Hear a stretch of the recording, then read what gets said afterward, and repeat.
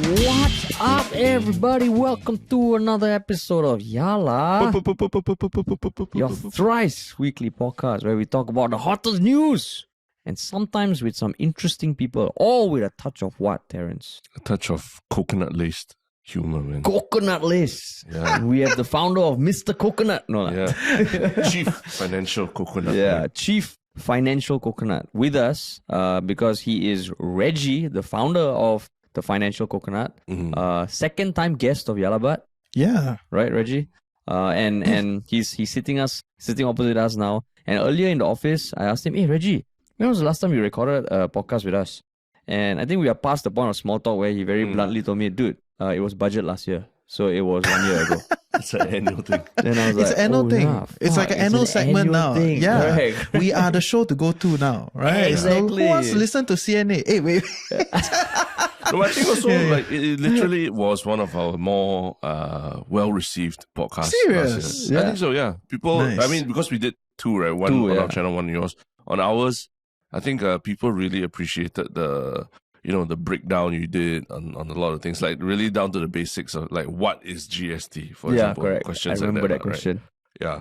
So yeah, it is. We're here to do it again, and I think a lot of people are excited lah. They've been pinging Harish nonstop. Like when you getting Reggie? Oh shit! It's Yeah. great. It's great. I'm becoming like popular. Huh? You've always been- this whole season has been just really packed. I've been like working all the different media outlets. Right? Wait, sorry, So, what do you mean season? like budget is a season now for me. Oh. this is Right? like Like, your Champions League yeah, moment. exactly. It's like a once a year. Like I'm popular for once a year, Yeah. right? So you say Yeah. you're recording with all the media outlets, so you're a player lah, bro. Is it? No, You're a I'm not. podcast I'm not. player, No, is it? no. So I'm just a Hey, beacon. Make us feel like, walao, you're just a one night stand, is it, Reggie? No. Yeah. Hey, actually, on my show, I was like, I should go on the Yalabat guys shows and talk about it, right? So really you like slid it. into our DMs. Yeah, right? no, I didn't. I just announced it on my podcast. I think some people slid into the Reddit DM, right? Oh, yeah, for you yeah, guys. correct. Yeah, So Reddit yeah, DM. it's great. Love it. So, and also because when we did the podcast episode on this past Wednesday, we talked about the budget. Yeah, it was just one topic, but it felt like we needed a deep dive lah. So I.e., we felt like we didn't know what we were talking Oh, about. yeah, exactly. Exactly. We're like, oh shit. Looks like we need Reggie. I But try. Yeah. You try. So I mean, like I know, like you say, it's season for you, it's budget season for you. Like, is it a good season or tricky season or it's a- surprising season?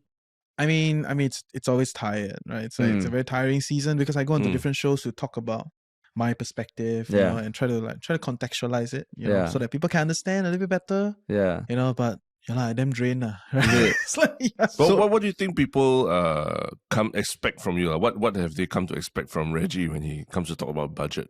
And why do they want to listen to Reggie talk about the budget? Like radical candor and some like wisdom. Oh, Yeah. radical candor. Yeah, but I'm like, oh my god. Sometimes you must tarik, okay? Like the expectation, it's quite mad, you know. Yeah. It's not every year that the budget is interesting, right? Like let's Yeah. be clear, right? So Yeah. like this year's budget, people feel like, like not so exciting. So they want like humor, excitement, they want the joy, you know. At the same time, So it's like, you bring wow, joy like lah, feel is it, smart. Reggie?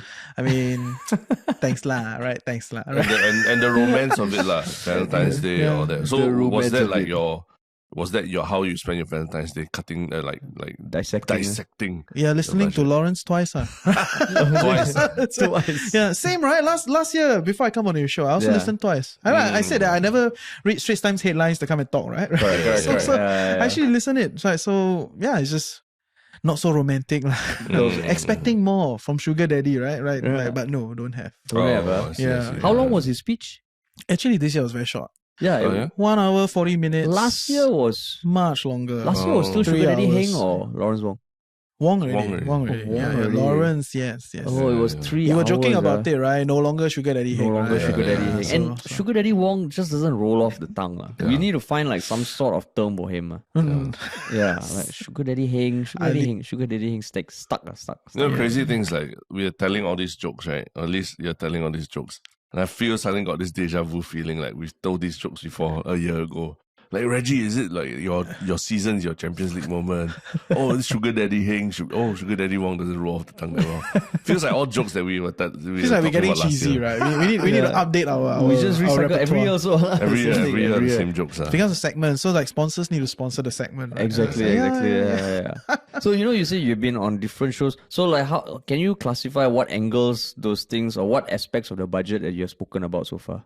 There's something about the quantifiable stuff, some of the qualitative stuff. Yeah, so I did a whole thing with Rice Media, right? Yeah, so there's a whole season of shows that we're doing with Rice Media over these 2 weeks. All on the budget. And Rice Media, right? It was very like lefty social commentary. Wanted to be a bit more edgy, right? So everything must have that angle, like from the casting to everything must have, because on our network on the Financial Coconut podcast, we always talk about personal finance, like investing, right? And to be clear, there's just a lot of Chinese men in that space.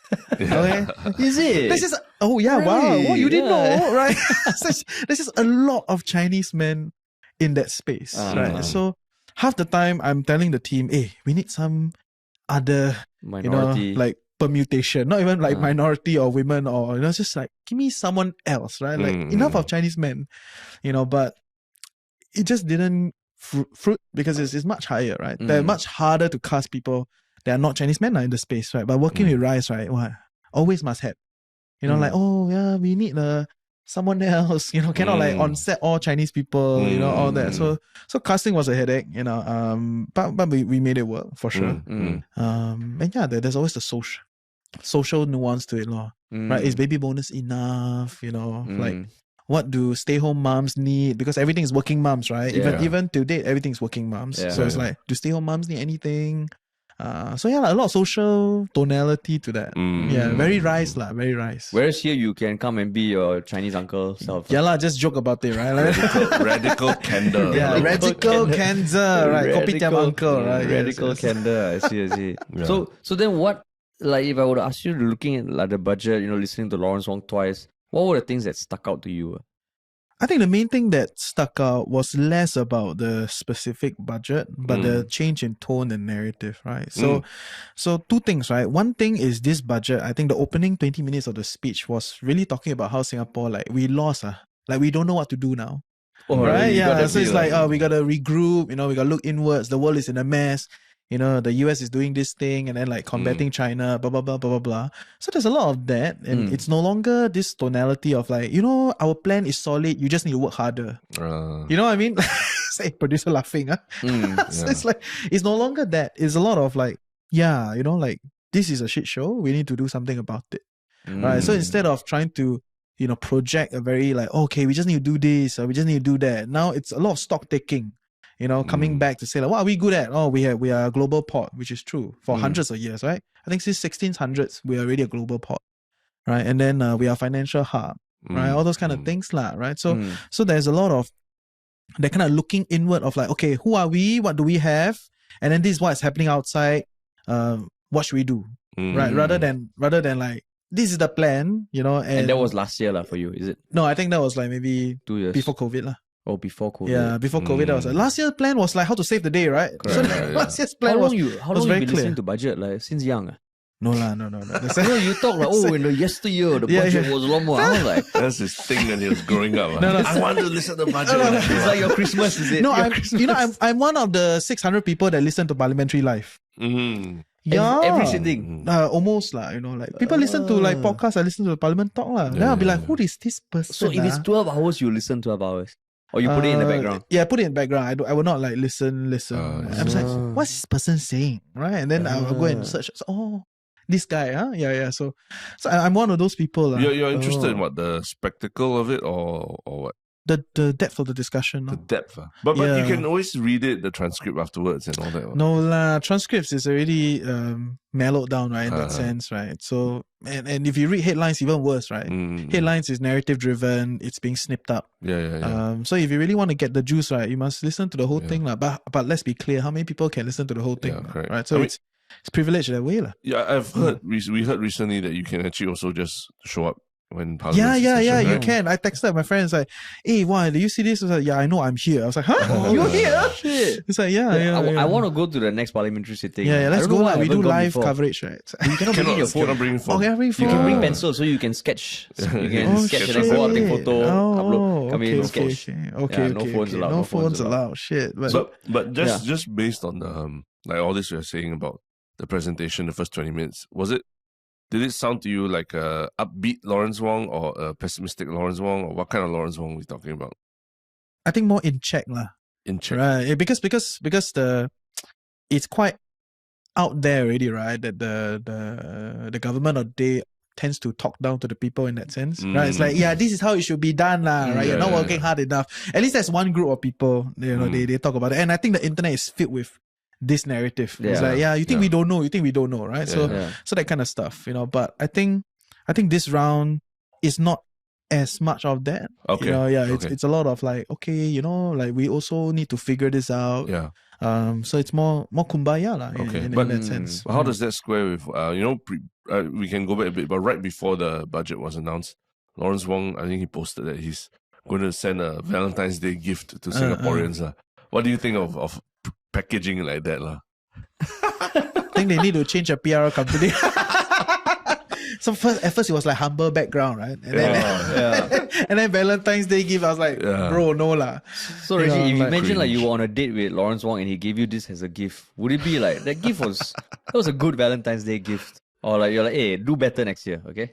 I mean, if he come on my show, I will be very happy to ask. But I know I'm like the 100th, show that is waiting for him to come on. Right? So yeah, but it's not. I think the problem there is that, in other words, you hype up the populace, right? You hype up the people who say, yeah, it's gonna be a gift, blah blah blah, and then you come out, it's like no leh. It's like no leh. Inflation adjusted, lor. That's it. But it's not like yeah, we're gonna support you. No, I think last year was more supportive. Last year, right? Yeah. But last year's support was anchored on the hard time, right? In other words, we were coming out of the hard time. Yeah. So which is barely, right? Barely but is on that front is very aligned with their narrative of like prudence, right? Yeah. So that's that. And then this year is not as sexy, but you hype it up that way, like Valentine's Day gift or So it's the differential there, It's not about the actuality of the budget itself, but just the way it's marketed and the reality that comes out. It fell a bit flat lah. So I feel like expectation, reality didn't meet expectations. Yes. And they didn't need to do that. You know what I mean? Like he didn't need to hype it up that way. Yeah. He could have been okay, this year we are, things are moving along, everything's coming back. We're just manage expectations. Yeah, he could have just done that. So, okay, so we're just gonna give you a slight booster and cover up some of the problems recently, and then we're gonna hustle through together. It's like something you tell like that, your right? partner, I'm gonna give you a good Valentine's Day gift. I bring you eat Japanese, then end up Saizeriya. Not so bad. Maybe Genki only. Genki. No shade to Saizeriya. They're awesome for what they do. Brought to you by Saizeriya. Oh, damn smooth. like 2 months before Valentine's, you tell your girlfriend, I'm bringing you for some awesome Japanese food. And they're like excited and all. Moss burger. Not so bad. Genki. Yeah. So that was the first 20 minutes. Yeah, that was the first 20 Then minutes. After that, I mean the news is out there, right? Like little bit of bonus here and there. CPF continued expansion. Right? So I think the other two things that really caught my eyes was the platform workers becoming. They now need to CPF. Contribute CPF, right? So younger ones are younger. Below ones, 30, right? Yeah. So it's a shift in stance, right? In other words, right? Because previously, I think our manpower minister came out and said that, we do not consider platform worker as a proper job in that sense, right? It is a transitionary job. I think that was one of the words that they used. Before, platform worker meaning like Grab drivers, delivery riders, Food Panda, those kind. Any other platforms that we're talking about? Like? Maybe like even your like those kind of like Service Now kind of platform. Helping platform. So those not kind just of stuff. riders or drivers. I think the definition will get a bit clearer as it plays out. Yeah, I mean, if only we had an MP in one of these platform companies, lah. That would help to clear that would help. If only, But they're not involved in public policy. Yeah, correct. Yeah, they're not. Can you not? I try to get her on my show. You're not helping.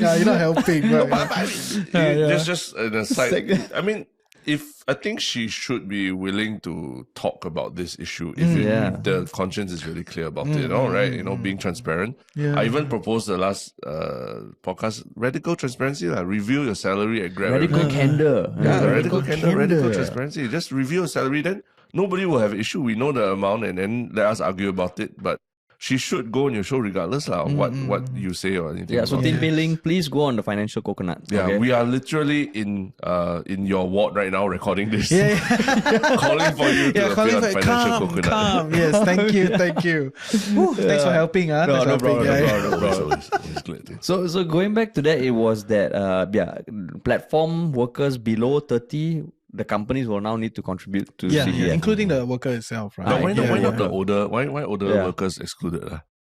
That part, Not ages, bro. Yeah. that part I'm not very sure. Mm. 30 is the new 20, man. 40 No, is because the I new 30. think it's a little bit of a transitionary kind of thing. You know, so like start- Singapore government always like to do this kind of thing, right? Yeah. Step in, transitionary, all Help that the young jazz. people Yeah, first, help the young people. Not say help the young people. I think it's more like the young people have a much longer runway to go, right? Yeah. So if at 30 you are doing Grab and all that, not saying it's an insult or anything. Yeah. It just means that you're not part of the national strategy, right? Which is to like package you for MNC, right? Yeah. That's the national strategy. Correct. So if you're not part of it, then but your future still matters, right? Because if you don't do well, broader social impact is there. Yeah. You know, so I think that's some element of that. Exactly, the thought process is not very clear as to like, oh, why only 30 and younger or older. But there were rumblings about that being an issue, right? It has been an issue that has it's been always brought been up. yeah. The Grab drivers are one of the biggest protesters. Have you not seen? Oh no, I think I've seen it. Yeah. But CPF is a double-edged sword in the sense that they also have to co-contribute, right? Yeah, So there's also less take-home for them. Yes. That's why the Grab, you said there was protest, right? They were Not protest. recent, not against not this, but the recent. Grab drivers are very organized that way. I don't know if you know the Grab delivery drivers. Oh no, I don't. Organized. Yeah, they don't have a union, but they're very organized. I know quite a lot of them listen to. I mean, quite a lot of platform workers have reached out to us saying they listen to this podcast on their deliveries and Nice, that's and great. rides and all. Yeah. Have you not seen the Jurong? They gathered at the MP, meet the MP. Yes. That's a few years ago. But that was for the PMD Yeah, issue. for the PMD that was stuff, for the right? PMD So issue, I think to date, that's one of the latest, most organized kind of pressure campaign in that sense, okay. lah. And But- I don't come in a derogatory way, right? It's just like you're just trying to pressure your MP to do something for you. You should. Yeah. In fact, so this one, do you think is something that they would protest, like this CPF? I don't know.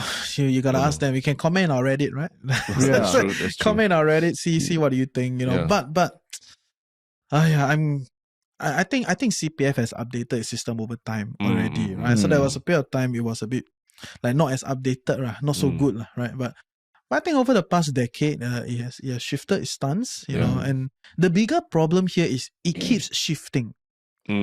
So it's not, people don't feel consistent. You know, people don't feel like I can't plan for. I cannot plan. So it's very, very like, it's like a random girlfriend, right? Keep changing. You mean across the board or just for the CPF policies?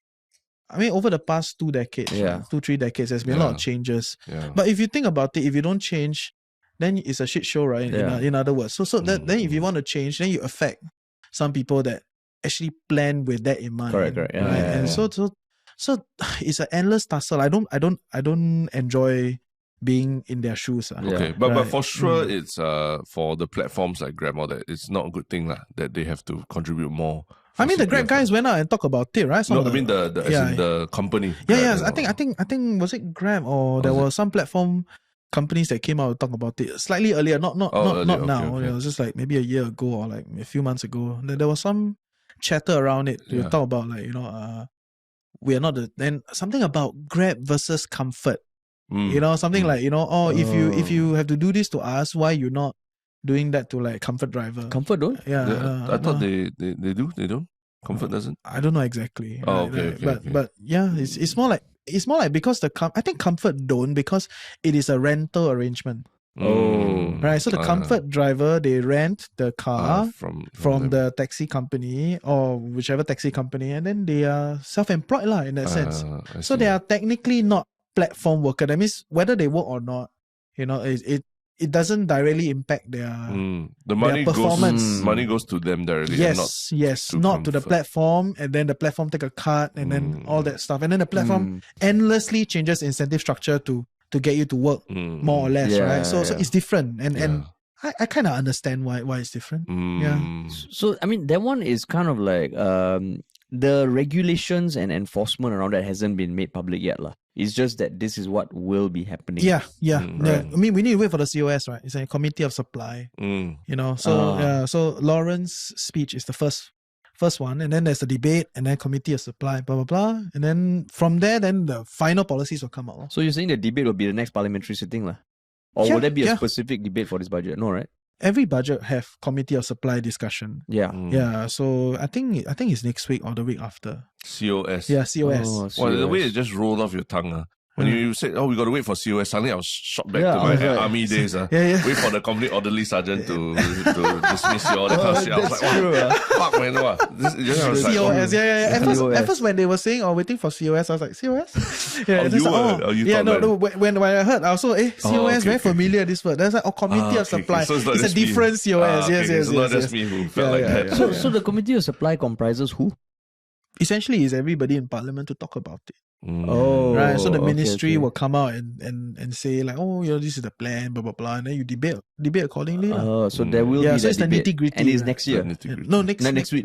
Yes, next week. week. Next year we'll come back Yeah, again I know for my budget. another budget. Okay. I'm losing track of No, but yeah. World Cup every 4 That's years. every 4 COS, wow, 4 years to talk about. I think it's next week or the week after lah. I got that. It's very close. I One. see, Yeah, after I see. the speech, then committee of supply law, and then they'll talk about it. I see. So taking care of Grab, the platform workers, was one thing that stood out to No, you, it's not right? so much about taking care of platform workers. It's a shift in stance that I thought was interesting. So what is Oh. that shift? Because in the past, the platform workers were considered like not a proper kind of work, considered transitionary Yeah.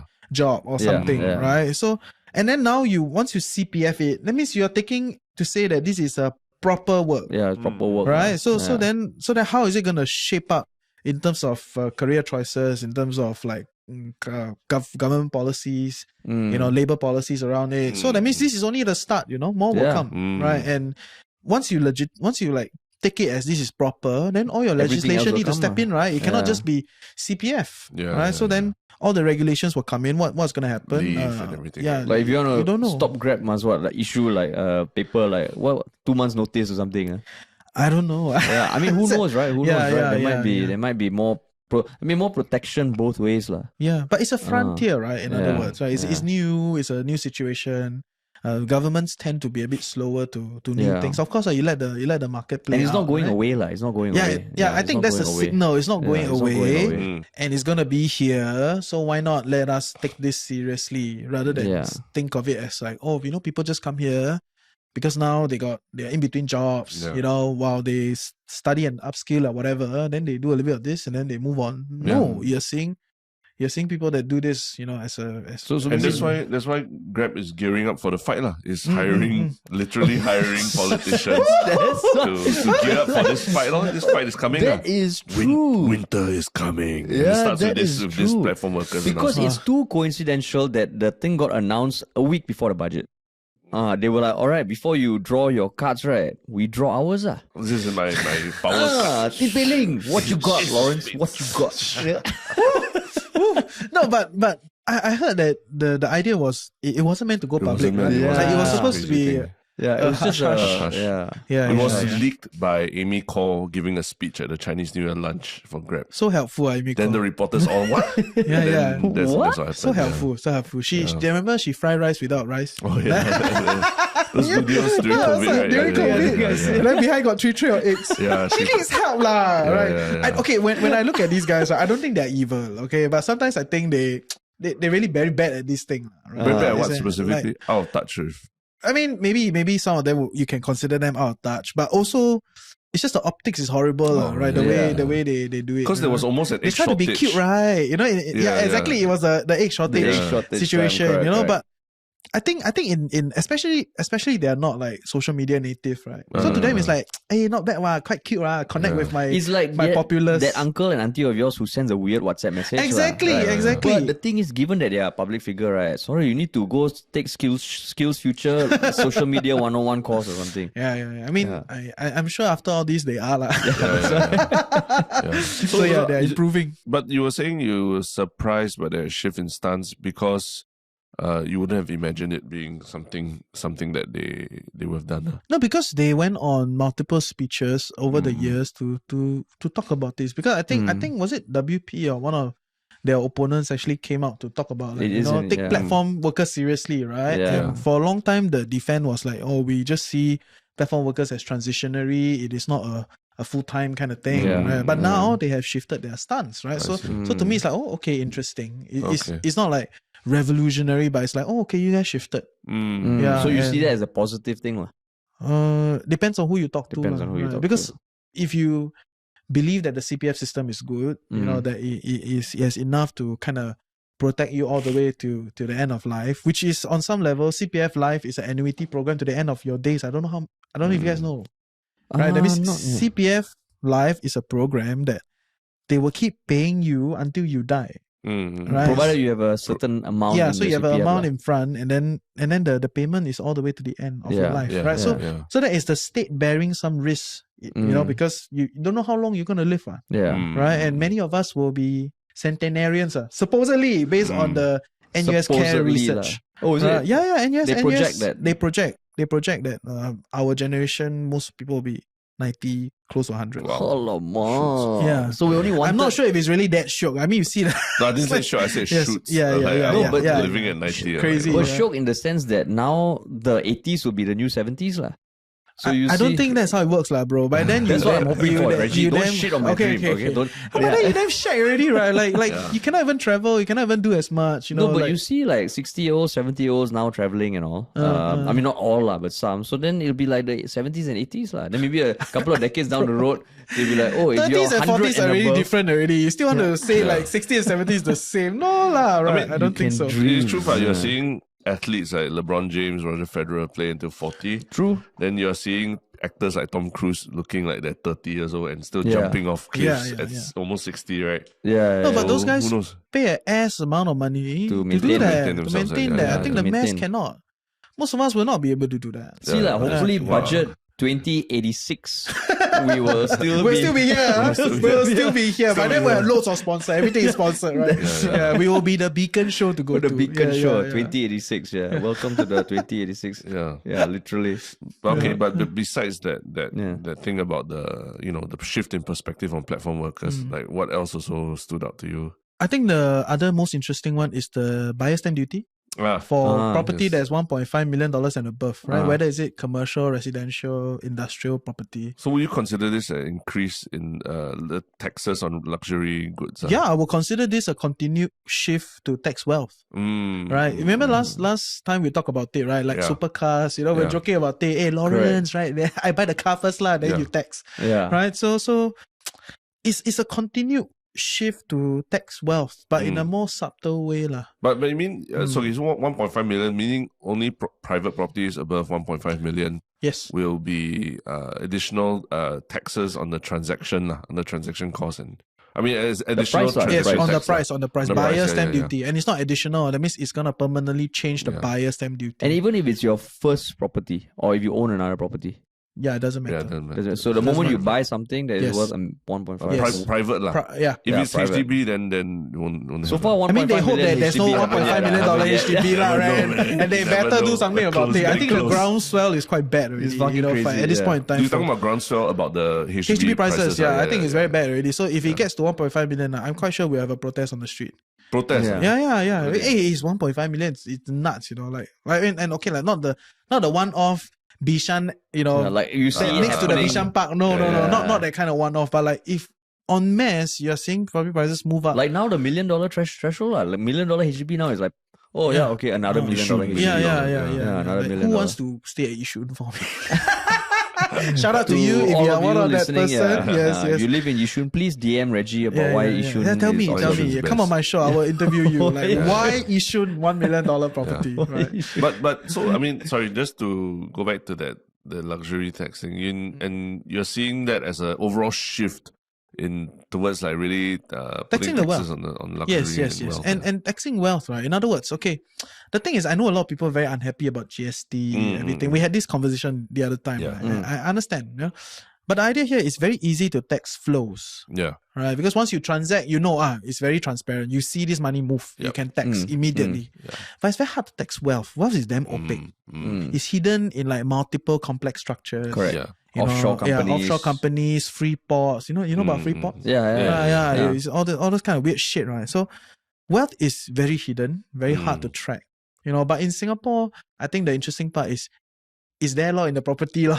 Yeah. So it's there, right? And the government has essentially doubled down on this stance, right? To tax wealth through taxing property. Yeah. Right? But honestly, So- we were just even kidding about it that night, that Valentine's Day, probably a lot of dates with property agents were interrupted when they suddenly, hey, I got a call from my client, they want to transact tonight. Because you personally know someone who. Yeah, I did know that. friends, family who, essentially that night they plonked down 6 million for a luxury place because they wanted to save I think $60,000, that 1%, right? Fuck, it's like the Lazada 11/11 sale for me. The night before, I'm like, oh shit, okay, let me buy this vacuum. So That's if you just buy a property. Yeah, that's why these days a lot of the MND policy, Ministry of National Development, right, which manages HDB, they always come very late at night one. And it's an immediate effect. So you don't have time to Yeah, rent that kind of so thing. there's no, so it will come like 11 something or like 10 something, and then they'll release this policy and say it will have immediate effects. Serious? Yeah, because they learn But they that night know. apparently there were still 40 transactions reported that happened that night. Luxury condos. Ooh, So. yeah, but you get the idea, right? Yeah. You don't want people to you don't want the agents to go and fan the flames. Hey, you should buy now. You should buy now. Maybe 2024 budget will start at 9 p.m. Yeah, man. Then you know problem. then you know some this shit one's signal. coming. This shit's happening, right? But better do now. Right? But that's why I wanted to ask also. For these people just dropping $6 million in one night, $60,000 honestly is it's chump change to them also, right? But so does it? No, but bro, in absolute terms, 60,000 can still do quite a bit. It can, yes. Right? In relative, it's chump change. Yes. But really, you take the 60,000, you go out. It's still a lot of things we can do with it, right? So, rich people also want to value for dollar, right? They can do €1 trip, business class back. True. There, have a trip. True. Or pay 1/10 of a mayor's salary. No, but according to that mayor, 60K is also slightly less than half typical Singaporeans' household income. La.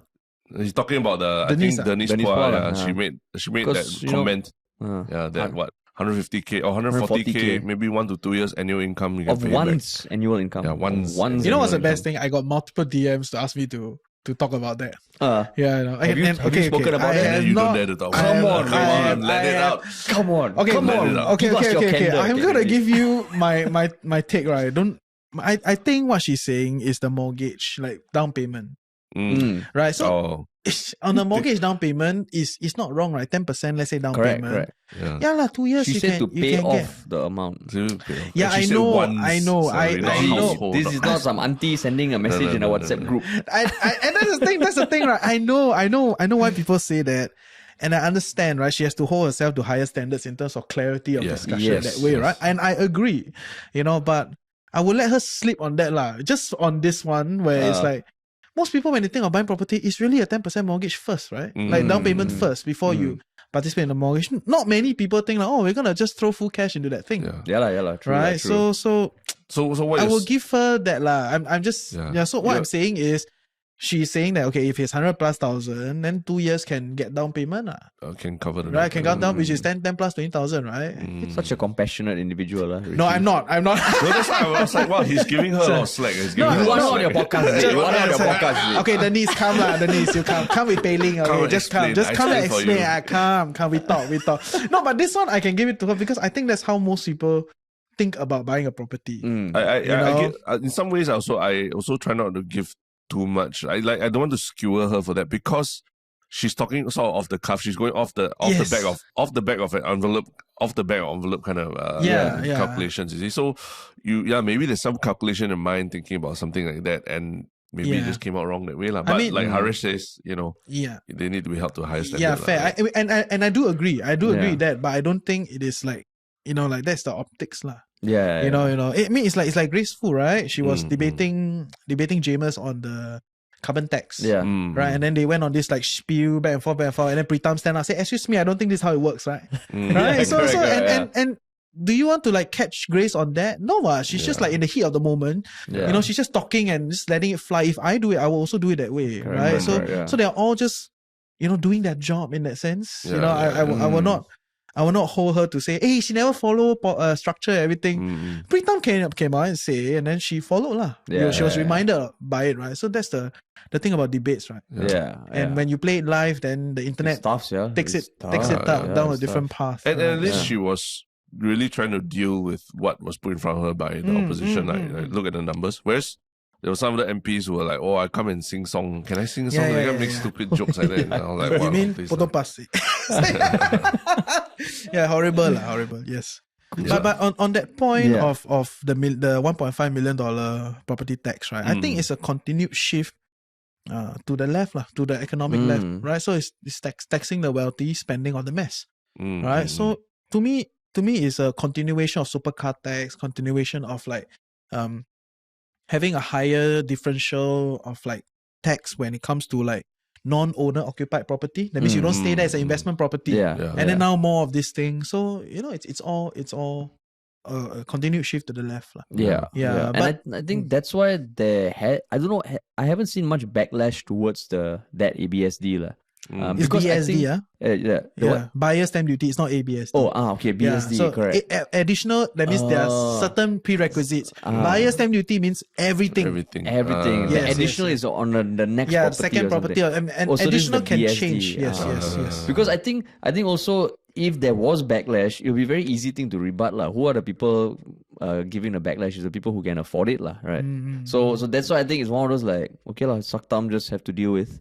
Because it's if you go by 80% Singapore housing, it's already out of reach for a lot of people, right? And to be fair, I don't think it's as much of a suck thumb moment for the wealthy. I do think that they have very close interaction with the government. And I don't mean it in a like, the government is like ivory tower, just talk to the wealthy. No, but they do have a lot of interaction with like the business owners, the bigger organization leaders, right? So on some level, I believe that they already know. You know, maybe not like they don't know exactly what's the policy, but you know, probably the government has gone out and they say, hey, you know, blah blah blah. You see a lot of the narrative when they do it because they don't need to sell to the mass. To the mass, it's like this is how it should be done. Right? There's no need to sell to the mass to say that we need to tax the rich. No, the mass want you to tax the rich. Right? Exactly. So they don't need to sell that, but they need to comfort the rich, right? In that sense, like, hey, you know, if you make better, you contribute more. So that's the narrative shift, right? Since the last budget specifically, right? So and I think they've done it. And probably not just the budget, right? It's in the lead up to the budget also. Because there has been more and more conversations about taxing the wealthy. And randomly, you have like mainstream media that picks up, you know, articles here and there that try to say like, oh yeah, you know, the rich is paying more tax, blah, blah, blah. You know, when I look at it, it's like, please lah. That's not, I don't agree with the optics, you know, but when I think about it, okay, like you comfort the rich. Also okay, and you do it incrementally, right? You suddenly go like 5% or like gonna shift, right? So it's like boiling water slowly, you know, like kind of situation. Well, do you feel bad for, you know, those Singaporeans who have, you know, sort of dragged themselves up rags to riches story, and now they wanted to buy their first supercar or something, but now they're like, fuck, I cannot again. Do you feel bad for those people? I don't. I don't. Right? You don't want, then you just buy a supercar in Johor. What was a specific change there? It is that there will be an additional registration fee for higher end cars, with luxury cars being taxed at a higher rate. So they probably set, like, what defines a luxury car? That was last year's budget. Oh, that was last year's budget. Yeah, last year's budget, not this year. Is it? I think this year got something else. On the cars. There was a preferential ARF rebate will also be capped at 60,000. I don't think that's the one, because I do know there was something about the higher taxes for supercars. There's even more this year? This is this year budget, bro. Nice. So those two things. I mean, the one thing that we did talk about on the previous episode was the support for families, We did talk about that, but there's one thing which I also wanted to ask is, you know, the enhanced assurance package, right? Yeah, so not very assuring, huh? So maybe you can give the I don't know, the financial way of looking at it, because it feels like there's the in Singapore, like, I don't know about other governments, but when they want to increase taxes, they give these handouts. But it feels like at some point these handouts will end lah, or like and I know Lawrence Wong also himself has said this is not sustainable. But is there anything around that stuck out to you? Like, or were you expecting there to be some handouts again? No, I think whatever that they have given out this round is really just to adjust for inflation. That's it. That's it. Right. So it's a one-off adjustment for inflation, which is why I'm very concerned why they say they're gonna give a Valentine's Day gift. You know, because when you factor that in, it's just like, because everything more expensive, give me a little bit more, okay lah. So it's not to like really give you a gift. You know what I mean? Like it's not like to make your life a little bit better. It's just trying to make sure your life doesn't become worse. Yeah. Saizeriya, you know, not Saizeriya. So I think that's the narrative problem, you know, and yeah, it is broadly aligned with how they usually do things, right? But can I just get your personal perspective on this? Because I think during the whole COVID period as well, you spent quite a bit of time out of Singapore as well, right? Is the inflation problem here really worse than other places and all that? No, right. The Sing dollar has been a bit stronger, right? So there are two contexts that I think people need to realize. One thing is we don't grow anything here, right? And we all know. In other words, we buy from outside. Yeah. Right? Yeah. So if we buy from outside, then we are essentially importing inflation. Yeah. Right? Because outside prices become more expensive. Yeah. And then we import the inflation to Singapore. Yeah. Right? And why prices outside become more expensive, it gets very complicated, the discussion, you know, because commodity prices move up, financial capital flood in, blah, blah, blah. There's a lot of those things. We don't need to go there. Okay, so in other words, when we import inflation, there's a way to curb this, which is to strengthen our dollar, right? Make our currency stronger, and then we can kind of mitigate that differential, right? So we have done that, right? James talked about it. I think MOF has come out and said that they will do that. They strengthen the dollar. MAS came out and say they strengthen the dollar, which we've done that. Yeah. So the financial impact is not as much. It could have been way worse, right? But okay, that's the part that I on some level I pity them, because they just increased GST 1%, but everything else is like 10% up. Right, and that's the part that it gets very convoluted. It's like, you mean everything else, like cost of living, all the prices. And you pity who? Sorry, you pity whoever that's ruling, lah. Right? So it's like very hard, right? It's like I only want to increase 1%. Yeah, but all the merchants increase 10-20%. Yeah, it looks like it's my problem. Yeah, it's me, you know. But actually, I only want 1%, right? And some of the 1% I still give you like GST voucher or that to offset, you know. But it just looks horrible on me. Yeah, right, because everybody else increased their price. Right, so I think the bigger problem is price gouging and not so much about government. It's like, what is the committee of price gouging doing?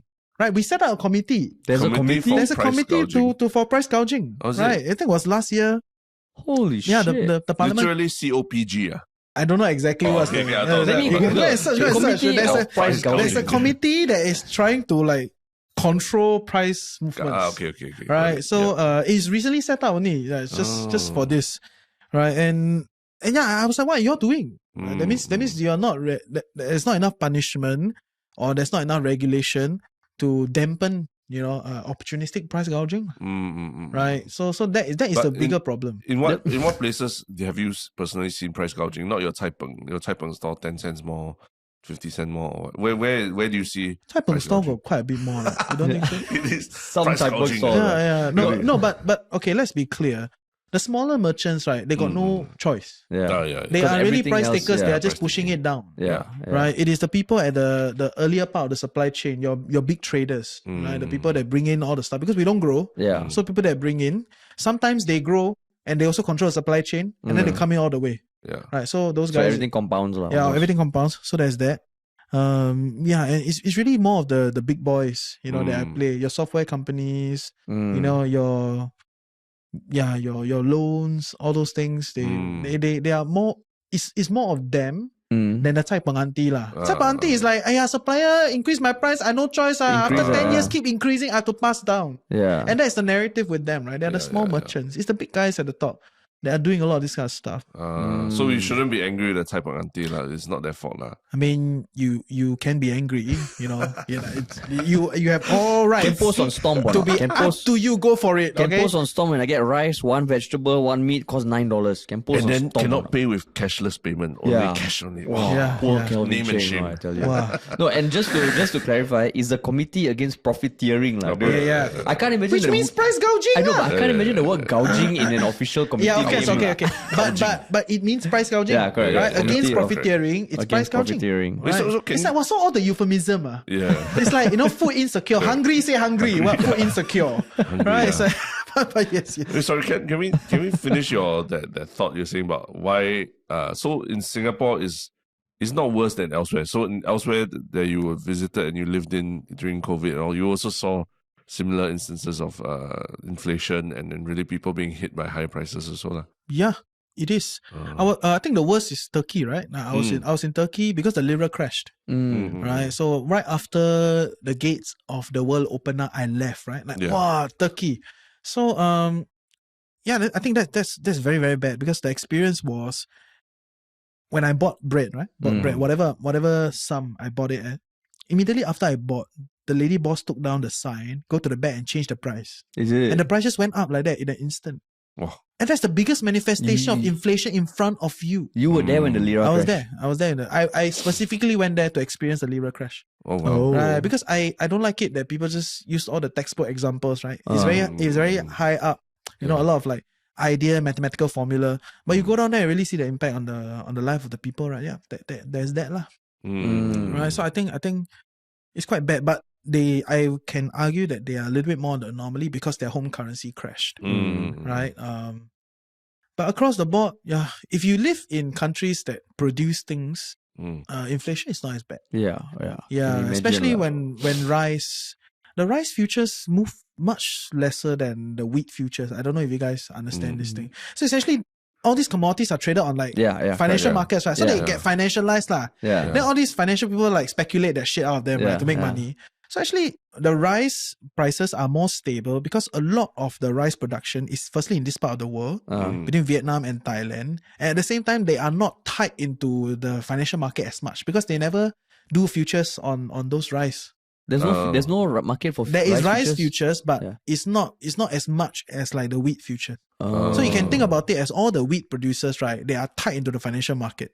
So on one end they produce wheat, right? On the other end they have a trading arm that speculate wheat prices. So when you say the futures is basically on any given crop, my understanding like any given crop, they kind of predict what the price of that will be in 1 year or 2 years. Yeah, and then they lock it in lah. Yeah, and then there's a lot of things in the middle of like, how do you speculate this market and all that. So without that, okay, with more rice out of the futures market, rice prices are just more stable. Right. So so when you look at it, as long as you live closer to production, then it is cheaper lah. I see. So you look at the whole Asia region, it's much cheaper. Yeah, I mean, this whole thing, like the whole GST thing, ever since they announced it, I also did feel the same way. Like, wow, it is, especially when you look at the prices of everything else going up. The 1% thing, it is a tough sell. Lah. Yes, it is a tough sell. Even though, like, it could go higher. But the 1% already, I feel, wow, this one, their comms, their politicians, all they have to work fucking hard to sell. It's an impossible sell. I mean, I would even say it's an impossible sell. Yeah. As much as I don't disagree with the policy, I just think it's sway lah. Yeah. Very hard sell. Very, very hard sell. And it's falling flat. Like the selling process is falling flat. Right? But then if now politically, if you come out and say, okay, we will delay, you lost. Yeah. So it's politically painful. So it's between a stone and a hard place, right? Yeah, In other words, right? It's either you take political hit for delaying or the people on the ground unhappy. But you say you lose if they say oh, we delay a bit. But wouldn't it also show that you are a bit more compassionate and you care about how this is a calculated move, right? In a political sense. When you do this kind of big shifts, right? Because you send many people on already. Like your whole kampong went out and say, no, we must do this, we must do this. Yeah. And then now you say, oh, actually, okay, never mind, we delay. Yeah. wow, this optics is horrible. Lah. You lose political points, and the opponent can just take and say, oh, you see, government not compassion. So it's a bit like saying, oh, no, my job got no conflict of interest. Then, oh, actually, change. It must go back. Must go back there, right? Yeah. Because I think that's the closest example recently of like, like, oh, there's no problem.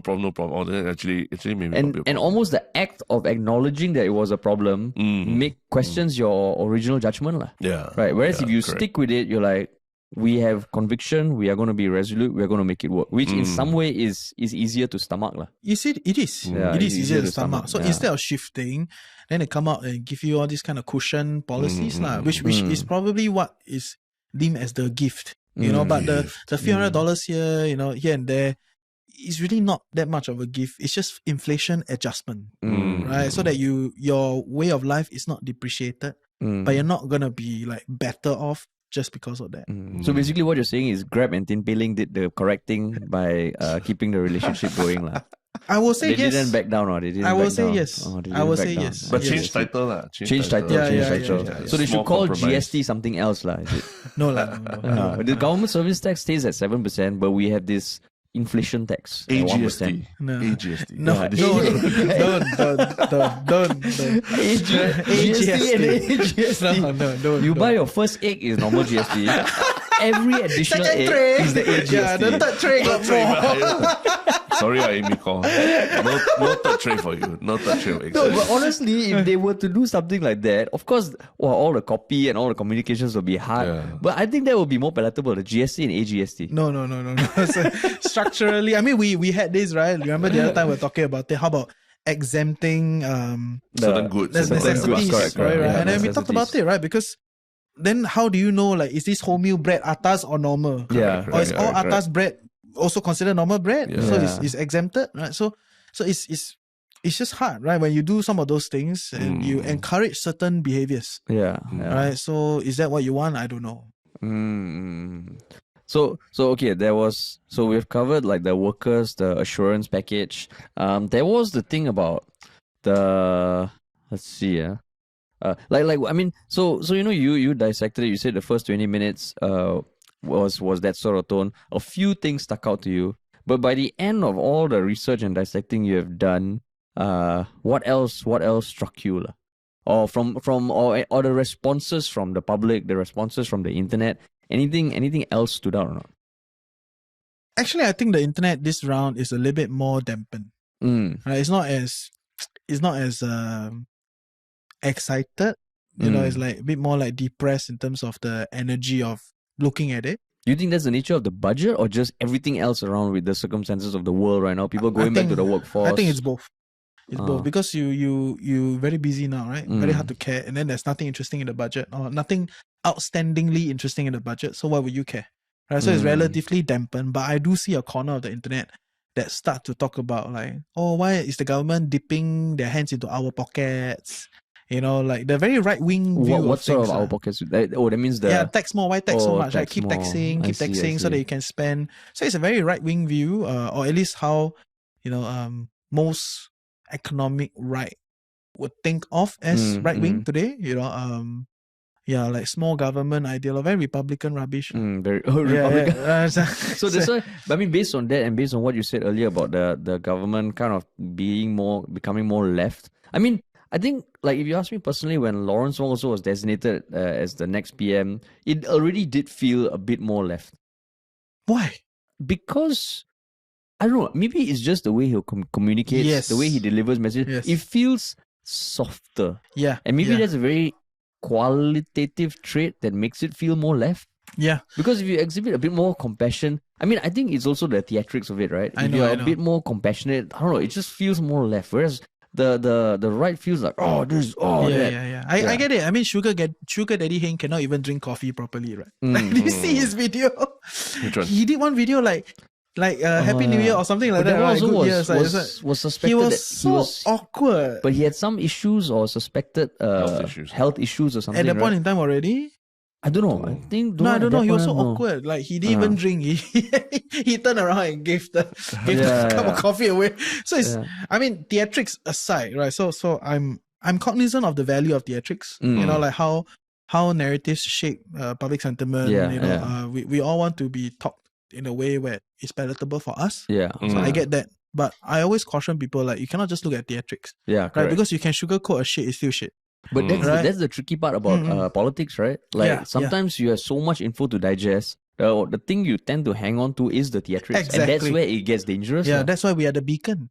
Right? This show is the beacon, right? Like every year you tune in for budget, right? yeah. 2008 or they 2038 or something like that. Yeah. So I think that's I do agree with you, right? Because it's so complicated. So if Sometimes when you think wipe about off it. all the theatrics from this budget, like you would, it still sounds like it would be something that is a bit more.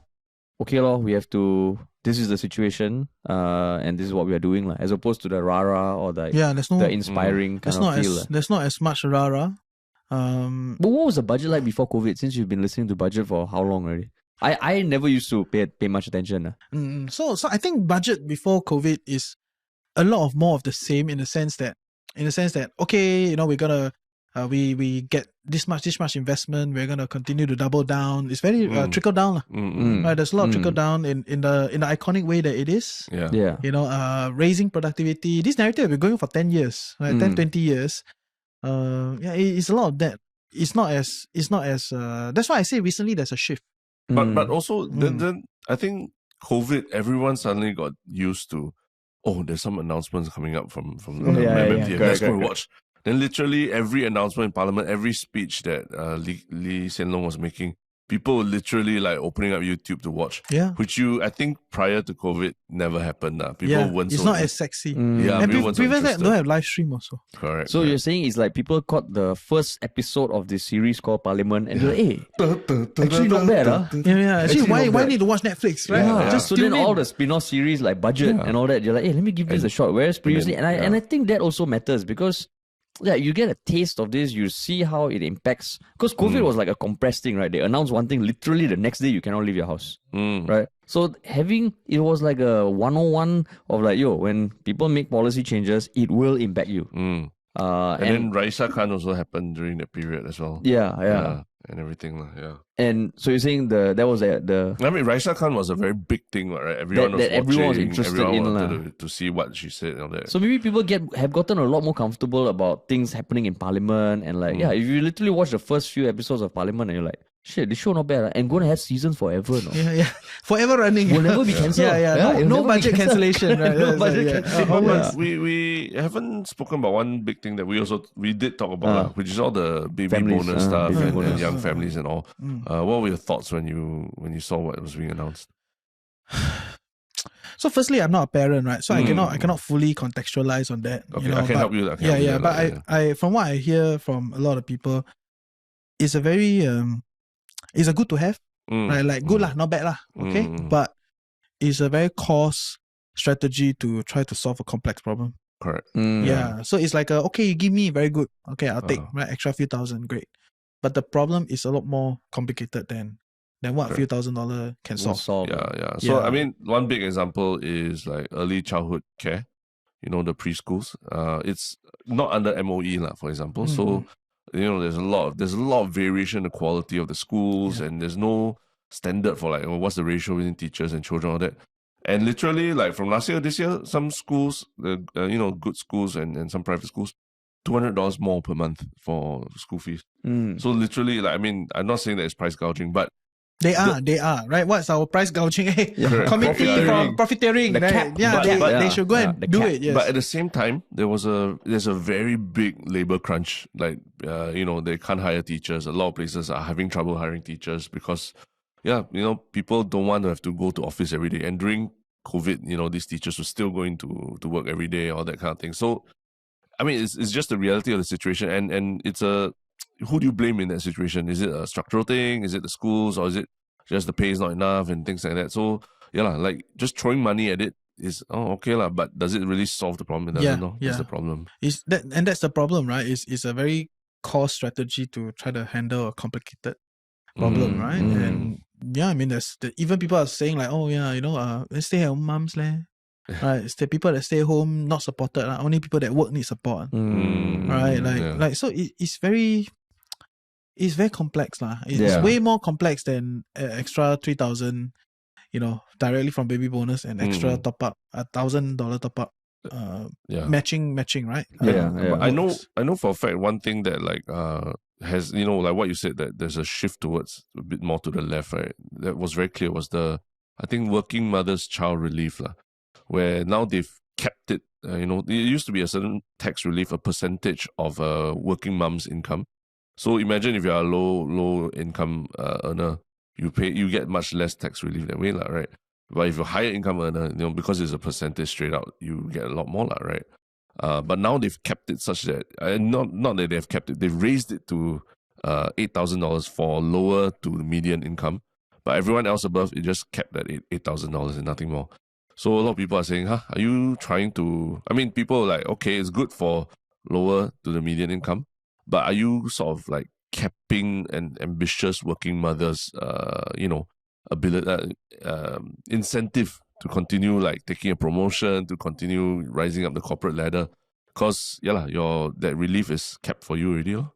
Yeah. The thing is, I don't think that's how ambitious working moms think. It's like, you're not going to be like, I'm not going to be so ambitious because the tax relief now lower. No, I have one ambitious working mom friend who messaged me, and she's probably going to be listening to this also. She's saying this incentivizes working mothers who are climbing the corporate ladder and all. So it's not saying it will change. It won't be like because of this, I'm not going to have a child. Yeah, but it will signal. It will just be another thing like, okay. It means government doesn't want me to be working out there. It wants me to be at home taking care of my children. So that's why just now you're saying this is not how this one. I mean, we are a room of 4 guys, like, Yeah. Sorry, optics. Don't cancel. It's okay. I think I feel very safe on this show. There are many other things that could have been cancelled already. That's why. But I do know that there are groups of mothers who are talking about this issue on Telegram and everything. So I mean. I don't know how to feel about it. That's why it was just an interesting thing, because for the lower to middle income people, it is going to be a great help, right? It is going to be an increase, and this kind of follows the threat of taxing the rich lah, right? Because I mean, you provide less tax income relief. It's in a way indirectly taxing the taxing rate. So maybe it is like what you said. It's a signal. So there's the BSD, the rich luxury cars. Maybe it is going to be the trend going forward. Yeah, it is. Right. It looks like it already. Right? But because of how the PAP built their platform, as with any other party, right? If today Workers' Party come out and shift their platform, they're going to lose supporters also. Yeah, correct. Right? So because PAP built their platform that way, so it's like they are like secretly shifting, like hush, not say secret, it's out there, but how you read it, right? Yeah, gradually, very gradual, and like not like, we're going to tax the rich, like that's not their platform, but everything that they do points towards taxing the rich. So that's how I look at it. In terms of the delivery of everything that he delivered, what kind of grade would you give Lawrence Wong in terms of how he communicated it, the optics of it, and there's some hard messages in there that he had to put out as well. And how did he do it? I think you asked that rate the question last reserves. year. I did. We need to ask every year. Like rate the reserves. There was that part, right? He I don't know how many. He said it? He said it. Yeah, he said it. He said that we shouldn't rate the reserves. Yes. Oh, so before he went that was into part of the HDB debate only. No, he he said it one more repeated time. it twice, I think. Twice. Right? One okay. was in the earlier part, and then in the middle, before he changed into discussing one of the policies, he was like, this is why we shouldn't. The reserves is our sole protection, blah blah blah. The most important insurance, whatever, something along those lines. And we shouldn't rate the reserves, something like that, right? So, talking about diversification of supply chain. Yeah. Oh, that was to attract the investments and all, is it? No. It's more like you want to buy goods from different places, so you want to stock up more. So as part of national security, right? Blah blah blah. So. And then I think he paused at one line and said that's why our biggest protection is our reserves, something like that, right? So he reiterated that. Overall, out of what's the score, Terry? As in grade lah, grade A, B, or C. Okay. Grading we must go back to last year also and compare your answer. What will you grade Can I give a B plus? I think. Okay. So maybe today is a B minus. B minus. Yeah. No, and the thing is, it's not about what he said. It's the expectation that he built up.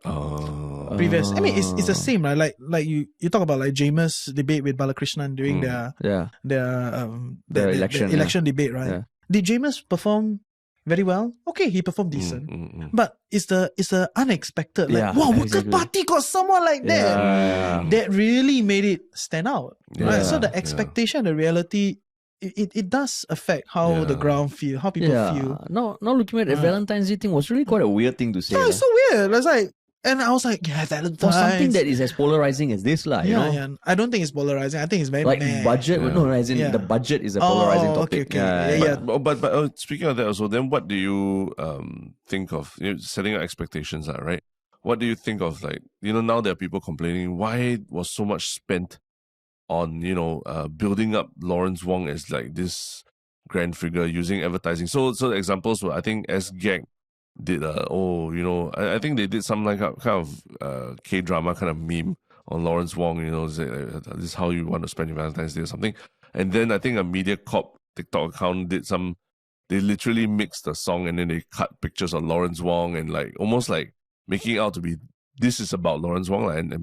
And I think there's some criticism saying like, this is a national budget. It's a very serious topic, and we're not. Why are we building this like cult of personality around Lawrence Wong? A political figure. What do you think of the government spending money to do that, to try and get people interested to watch a budget lah? If you take it at its most face value, that's what they're trying to do. Get people like our audience and all that interested, excited to listen to the budget. Like how you are excited to listen to the budget. You are like the model citizen that way. Like. No, I'm not. You stream Parliament, Parliament, dude.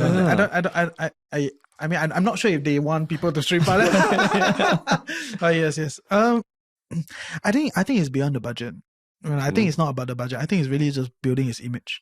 Right. So if you think about it, Sugar Daddy Heng was removed, right? Yes. Whatever is being said, okay, whatever out there is he removed. Not stepped down, but removed. Removed. Yeah. Okay, that is how I look at it. Okay. But if they pofma me to say he stepped down, okay, I can take back and say he stepped down. Right. So I'm not gonna harp on this thing. Yeah. Right. But he left lah, in other words. Yeah. And they changed a new guy. Yeah. Right. And to be clear, Lawrence, before being known as the next Prime Minister, he actually came out and said the HDB flat is gonna be 99 years. And at the end, it's going to be a zero. So actually, those are suicidal moves, and when you run a political party, you only let the chat people do suicide move. It's true. All the very contentious debate, none of the big ministers will stand up and talk. That is true. Why would you want to sacrifice your big generals? Yeah. Right? If Shanmugam only talks about the things that like really matters. Yeah. And then some things is like, this one, the ground don't really agree, but we don't really have other choice. You get whoever or the backbenchers go and talk. Right? So and this is how you run a party in this way. Correct. Right? So this is the inevitable part of things. It's not is this right, that's wrong. No, we're not going there, right? We're just talking about like this how it's run. So Lawrence needs image revamp.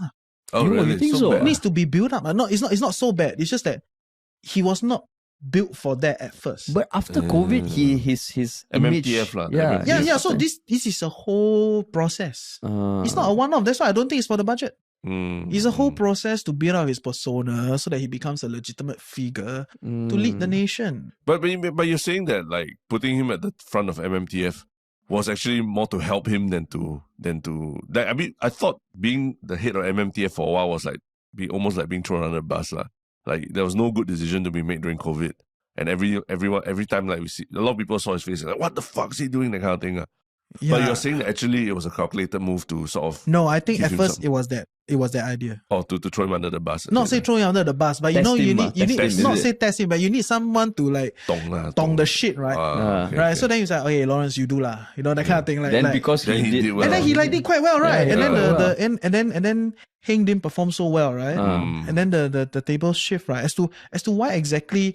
Ultimately, it was him. There must be popular support. Yeah, there must be popular support. And I mean, even personally, like it felt like when there was something about him, the way he delivered the messages. That's why he has popular support, right? So exactly. he's doing very well in that sense. You can argue that he was nowhere near the seat, Like he was nowhere near this like prime minister to be. So then why the need to build him up if he already came to the front row to because of popular support. I mean, not 100%. It's not. Also, It takes time. These things takes time, right? On everything from copying, mimicking speeches, drinking, everything is His guitar playing. Or, all is staged. Okay, and I'm not saying is it good or bad. No, it's just like this is part of a process to build a persona for a leader to lead the nation. You need it, and also a new generation kind of persona. Yeah, probably Because a new generation. I cannot imagine if this was 10 years ago, partnering with a comedy brand to do videos. Have they partnered with you? Lawrence Wong, government, I mean, they've reached out. I mean, we have had some PAP ministers on our podcast. Where are they on mine? They don't want to come on mine, right? You got asked or not? I got asked. Yeah. But it depends on what you're talking about. What do you want to talk about personal finance? Cost of healthcare. I want to talk about cost of healthcare sensitive. So it's very hard. They can't surrender their generals to you. That's too on the nose, Reggie. Yeah, cannot Must do I don't lifestyle. know, CDC voucher or something. No, you even say talk about lifestyle. Life as a politician, then you slip in one, slip in two. I know, I realize that's how it needs to be done. So don't worry, y'all can come. Okay? I will work with you. Yeah. So I mean, what was I saying? Oh, you're saying it takes time, like the new. I mean, what I was saying is that it feels like it's trying to cater also to the younger crowd, lah. Yeah, the more social media generation, for sure, because that is the voting bloc, right? Yeah, so PAP has a very deep anchor in the older generation already, because during that period of time they did perform very well for the older generation. So there's a lot of buy-in there, right? That now the younger generation requires them to sell a bit harder, right? So all these things are just part of building a political persona. It's not like right or wrong. And also it's because the opposition, they are taking that approach as well. Like you see, every time there's an interaction, there's a debate and all, what you see on social media are the little clips that they're like mic drop moments. I think the most clear example was the Committee of Privileges with Raisa Khan and Pritam. After that whole 9-hour thing, all the clips that were online were like Pritam and his zingers. But if you watch the whole thing, you can see some issues with the WP arguments and all.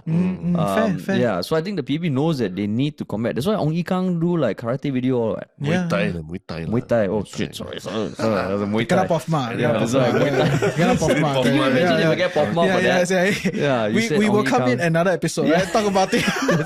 He said karate instead of Muay Thai. Yeah. But so overall, what's the great brief?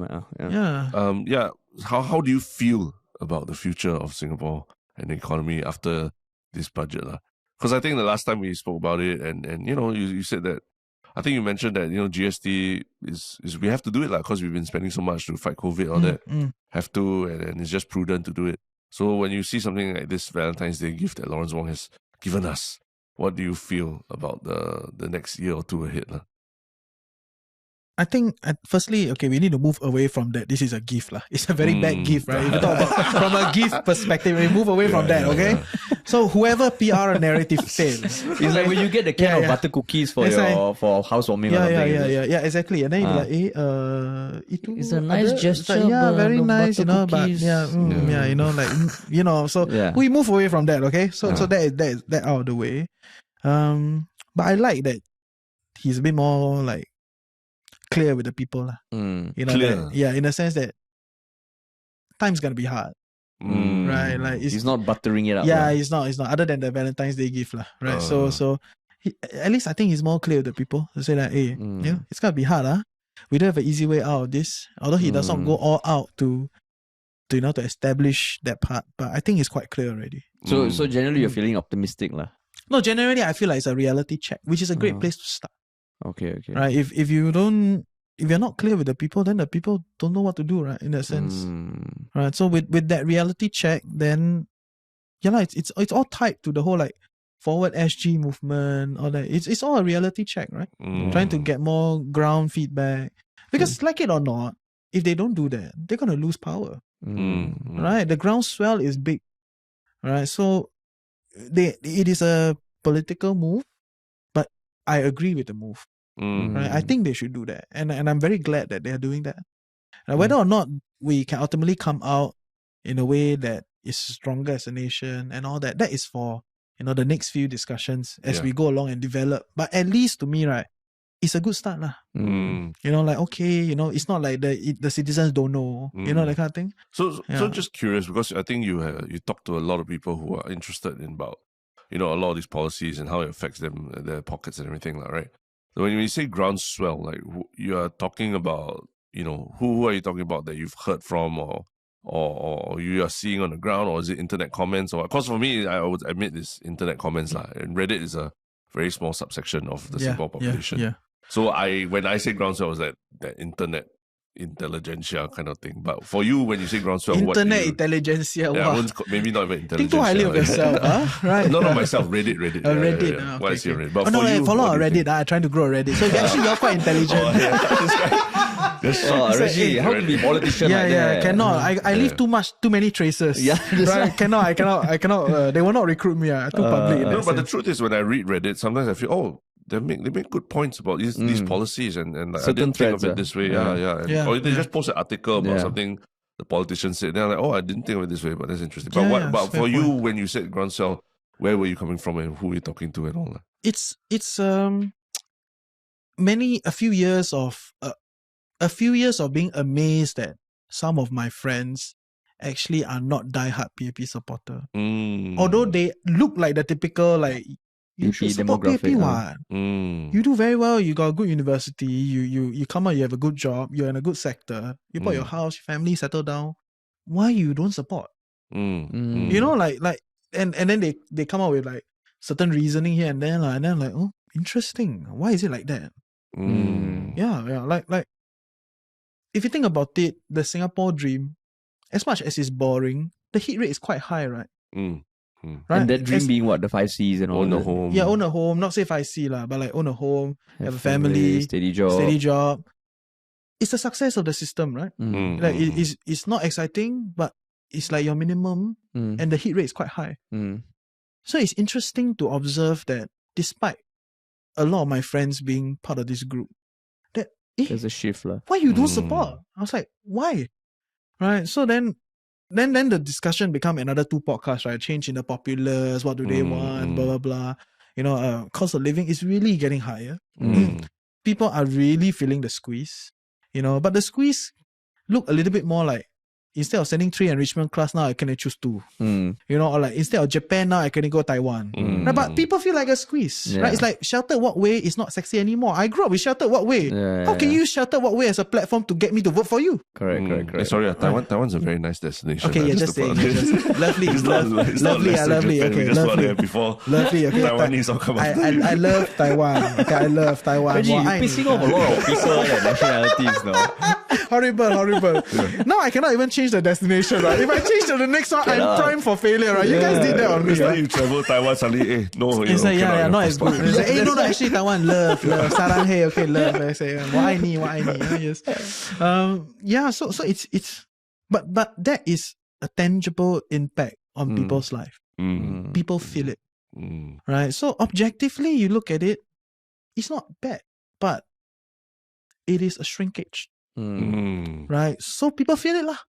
And then, you know, if that feeling keeps growing, then they'll vote otherwise. So there's almost like a barometer for you to get a feel, oh shit, even if they are feeling it, yeah, there must be something lah. they are the real voting bloc. Let's be clear, they are the real voting And bloc. they've almost had all their, like, the Maslow's hierarchy of needs. They've had the basic needs all covered already lah. Right. And yet Yeah. And yet they feel that. and yet they feel that. Yeah, they feel that. And maybe some of them in the higher needs, those are not met. Or like it's not consistent. It's like sometimes have, sometimes don't have. You know, correct. so but we don't need to go there lah in terms of Yeah, the framing yeah. of the thought. But it's the working class, middle higher working class that is the real Starting to voting bloc. question a bit That more. surprised you lah. Yeah, I'm very surprised. Very surprised. And also by that. because there might be the belief that they're also a bit more mobile. Like, you know, like if you're skilled in Singapore, you have a good job, migrating abroad, it doesn't feel as hard as it used to be because there are more people, right? So it's almost the possibility of moving abroad becomes a little more accessible. Especially if you're a highly skilled worker. Yeah. Then you start to look at Singapore, because I've seen it among some of my friends also. Because they know that for their industry, like let's say in the medical profession, right? They know like right now medical workers in most countries are at shortage. So wherever they go, they can find something. Then it becomes a thing, oh, if I can go, what's keeping me back here? then they start to question and look at things lah. Yeah. So my earlier point, you think is also to do with like if you're upper middle lah, to try and get to the higher class to buy the super car there. Now you cannot because it's really they really. No, I raise don't the think it's prices, that much of a jump lah. It's more like Toyota to BM. Not like Lambo. But That okay. is a different game. But COE is very expensive now. Yeah, and yeah, yeah, everything. no, So no. it is. But you know what I mean by middle upper, right? I know, The one that own a yeah. Toyota 5-room flat, Yeah, you know, yeah, like yeah. have a decent corporate job. Correct. Yeah. Sometimes don't go in, the boss will not scold you because you're important Yeah, a enough. bit more, A bit more yeah. relaxed, got 2 kids, you know, Yeah. that kind. And then can send the kid to like Atas and Richmond, you know, like that kind, right? So Yeah. that is the middle upper, right? It's not like, you know, your Lambo and all that shit. That is the upper. That's the uppers of the upper. Yeah. And those are the guys that are being taxed over the past few years, right? Correct. So the middle upper is the voting block that is very uncertain. Yeah. They're unsettled lah. And I can tell, I feel that is the block that the PAP is trying to woo lah. And those are also also your demographic that listens to your podcast a lot. Yes, as well, that is right? my demographic. Right, so I think that's why they enjoy that I will bring in politics from time to time, you know, and not in the sense of like, oh, this is good, that is bad. No, it's more like how does it impact you? Yeah, correct. Yeah. Wow. Well, that was the ultimate pitch for politicians to appear on the financial. Exactly. Coconut. Please, Exactly. See, that's the way you do it, Reggie. Exactly. Yes. That's yes. the way. Really. Not like Tin Peling, please come Yeah. on. Okay. Let me put it out there. Okay, let me put it out there. Let's go on a date with me on Valentine's Day. Please go on with me. That's Yes. And also, I just want to say a lot of the leading voices in the space, they all listen to my show. So if you okay. come, That one a bit much. Tone it down already. Tone it down a bit. Yeah, a bit much. Just come. Just come. Just come. But yeah. No, I think that's why people also enjoy when you come on our podcast, and we've been on your podcast, and we enjoy also because we're able to talk about this, and you know your audience also is quite there are overlaps, but I think also quite different from our audience as well. But I think what you give good value lah, and then the discussion is not just about how do you make money or make your first million, but it's about how you think and the bigger picture about where you're living, how your money can create a happier life for you in Singapore and things like that. Right? And also because I don't understand a lot of the shit that I read during budget. I'm like, what? Don't keep admitting that we don't know anything. Yeah. I say I say no. No, by the third year, we, you better know some shit. So next year, we do this again. I know. Yeah. But there's just these questions like never before have I felt the need or desire to go that deep. And like what you said, it's important for people to take away also what the general sentiment is, what the trends are. Because you can read the budget, you can understand every point, but part of this is also looking at where things are headed. Yes. You know? Yeah. So that's where so I know what GST is now, okay, parents. I know. I also know already. Yeah, I know BSD, ABSD, the CAP. So it's COS. no, the Committee Committee Against Profiteering. Okay. Did you get the play on words? No, it's a cap. It's a cap. The committee It's a cap. is literally cap. Yeah. It's the cap. And I can totally Not my battery, I can totally envision like the people that came out with the name in the room, right? Yeah, Cap, cap. guys. Yeah. Cap. Brilliant. Cap. Woohoo! We You know, got the it. cap. Got it. But where's the cap? Right, Yeah, it's where's not the being cap? solved, right? Please go do something about it. That's right. Maybe they celebrate too fast. Yeah, a bit too fast. Yeah, the cap. We got it. We got it. End up Let's they end the kena meeting cap. now. Yeah. No, I also Oh, learned yeah. today, don't be angry with your Cai Peng auntie so much. It's not They don't have entirely a lot her of fault. choice, Yeah, lah. I do think a lot of the merchants on the ground and not the chain store, Yeah. not the chain not store. the chain store. It's the like, mom and pop. The lah, mom and pop. They really don't have a The lot. Of, mom and pop. Wow. Interesting. Huh? Yeah. Yeah. So I mean, as always, if anyone listening has any specific questions, just put it on Reddit. We'll twist Reggie into responding if you direct anything against him. Yeah. yes. If you're thinking about going to Taiwan, please also DM Reggie. What other things did you say that I never pissed people said off, anything. Send him your itinerary, send him all your photos of the awesome trip and all to convince him that Taiwan is actually not bad. No, I've been there. Both. Yes, Taiwan, Japan, everywhere. Okay, I backpack around. Yes. Cool. Any final thoughts on the budget? Are we ready for the No. one Shiok thing? Really, let's do the one Shiok thing, right? Yeah. You if you want, you can go like third, so we can start off first if that gives you some buffer. Or you ready to go already? I don't know what. No, we do first, lah. Then Yeah. So Well, you have your one Shiok thing. my one Shiok thing is I think at the start of the NBA season, National Basketball Association season, I said that I think I was telling on the Alvin Tan podcast that it's very exciting to watch because a lot of strange things statistically are happening this year in the NBA with regards to the number of points being scored per game and who was performing well or not. Well, all that is thrown out the window. We're about halfway through the season now, and it was the craziest trade deadline that just happened now, where basically suddenly all the big players all to power, and then they just decided, I want to leave my team. I'm not happy with the situation here. So big players like Kevin Durant, I don't know you know about him. Yeah. Kevin Durant left Brooklyn. You know, they assembled a super team in Brooklyn about 2-3 years ago.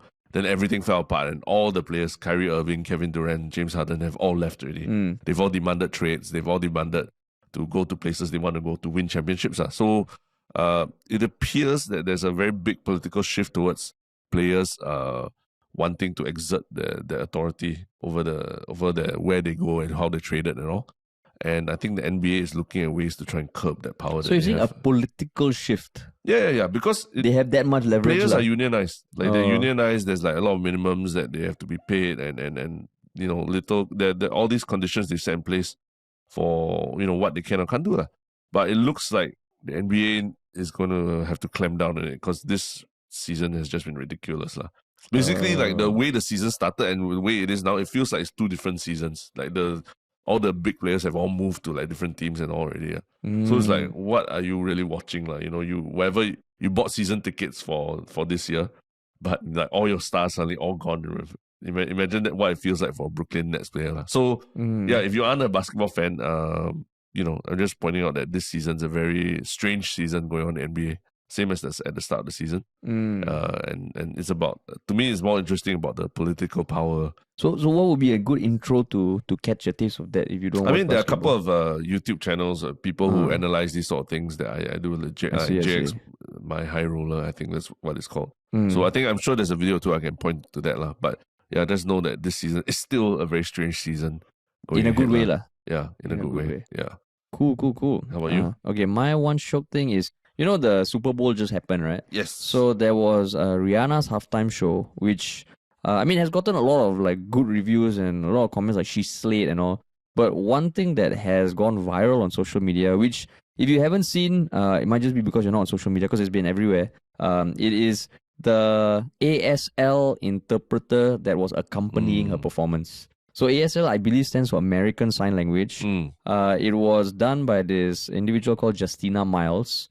And basically, you know, the interpreter is like when you have this thing in the bottom corner or the side screen, you have so she interpreted Rihanna's dance, the whole 15-minute segment, and she was having like the best time of her life. And you watch it, it looks fucking great because it's not just someone who has no rhythm or doesn't know how to dance. She can dance. She seems very proficient in American Sign Language, and she was mouthing the lyrics, and it's fucking awesome. Like, to me, that is way better than the performance, I mean, not you're speaking against pregnant performers. Hey, you don't.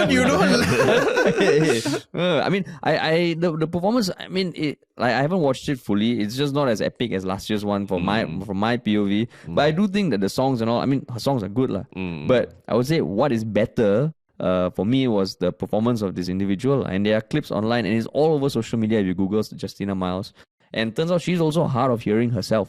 And she's an athlete in a university, so it's just, you watch it, you're like, wow, if you don't smile, and then you're dead inside. Yeah, so it's really cool. So Rihanna's halftime show not worth watching? Oh no, you watch that also. You watch that. You know, the fact that she performed like that as a pregnant woman is insane. Pretty crazy. Yeah. So shout out to all pregnant women. I would say even just to watch it, just to see how they set up the stage. Oh yeah, in like 5 minutes, right? No, not just the speed, but just the fact that it looks like those. You know, what's that game? Super Smash Brothers. Is it, Tristen, is that Super Smash Brothers? What? Super Smash. In the Nintendo game where they jump around and like platforms and fight each other.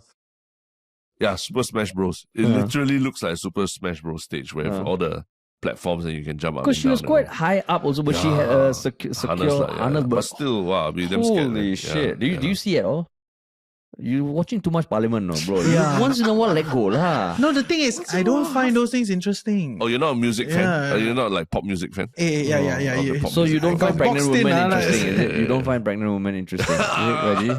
I think the music, it's quite good lah. You don't want to catch him in Taiwan watching pregnant lady sing pop songs. Walao, hey. Yeah. Horrible. So then, okay, what is your one Shiok thing? Wow. Okay, I don't know how many of you realize. I follow politicians Sure. on Yeah. Instagram. Okay, Yeah. so Tan See Leng, which is the Minister of Manpower, right? Mm. He had a very uncle selfie. Like, you know, those kind of uncle selfie, Yeah. with the Yeah. face in front, never positioned properly one. With Farid Khan, which is Raisa Khan's dad.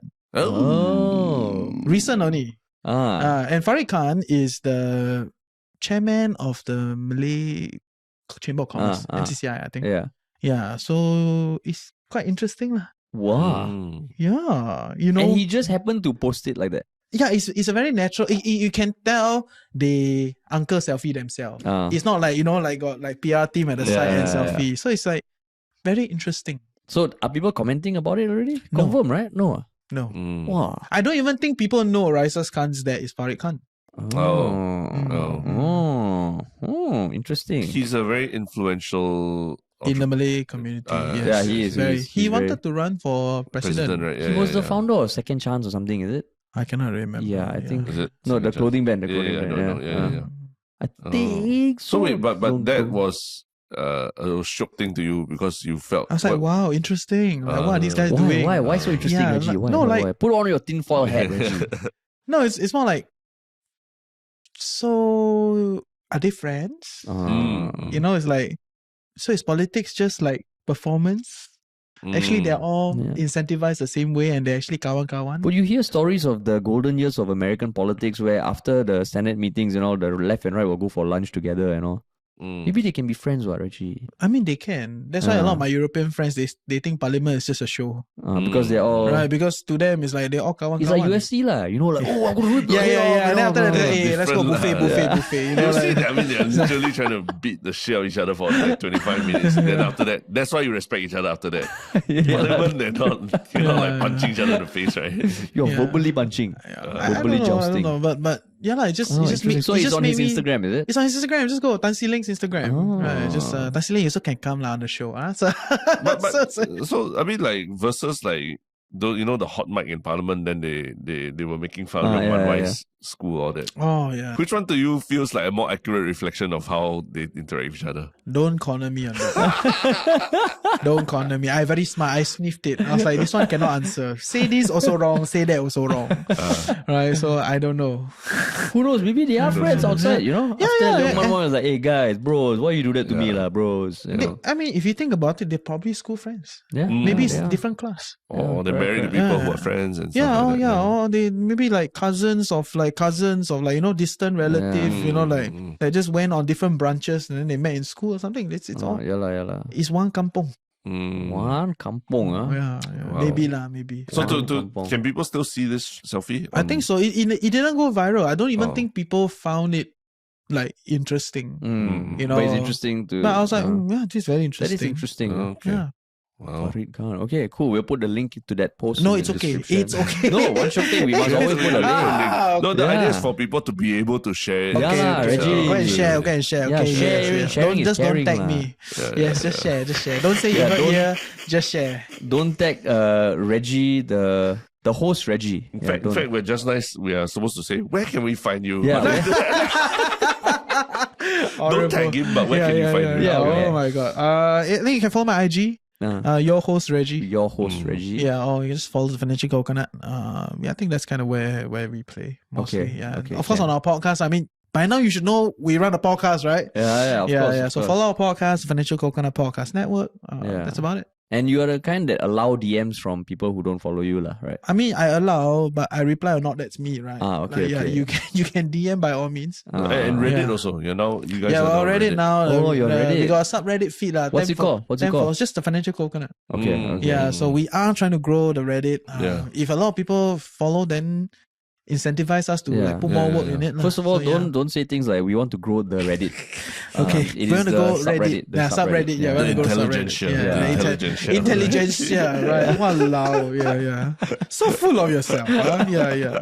The bourgeois, right? The bourgeoisie. The bougie. Yeah. Cool, but thanks so much for coming on, No, man. Thank you. I Yeah, love this has it. been great. We also will be coming on an Yes, episode of yours. it's coming out very soon. So maybe in a month's time. In a month's the episode time. will go out. Yeah, Okay. yeah. We got a lot of backlog. So Ah. yeah. Okay. I will turn around not so quick, lah. You guys are much faster. Yeah. So yes. Shout out to Tristen there. Shout out to Tristen. Nice. Yes. Cool. Okay, Cool. awesome. Thank you, man. Thanks for coming, Yeah. Reggie. Next year we must do this and must have sponsor. Yeah, Yes. can. Right, That's the goal. That's our goal. Okay, That's the we will goal. stage sponsors for next year, right? Yeah. So Yeah. email us. Can. What's the email?